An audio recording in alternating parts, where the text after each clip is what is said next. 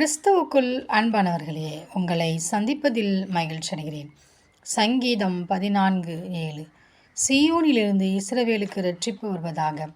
கர்த்தர் தம்முடைய ஜனத்தின் சிறையிருப்பை திருப்பும்போது யாக்கோபுக்கு களிப்பும் இஸ்ரவேலுக்கு மகிழ்ச்சியும் உண்டாகும்.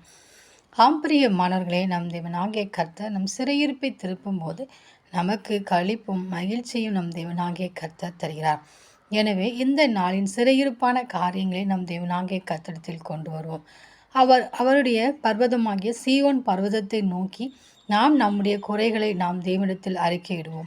அப்பொழுதுதான் தேவன் சீயோனிலிருந்து நமக்கு இரட்சிப்பையும் கொடுத்து நம்முடைய சிறையிருப்பையும் மாற்றி நம் வாழ்வில் களிப்பையும் மகிழ்ச்சியும் ஆனந்தத்தையும் கொடுத்து நம்மை மகிழ பண்ணுவார்.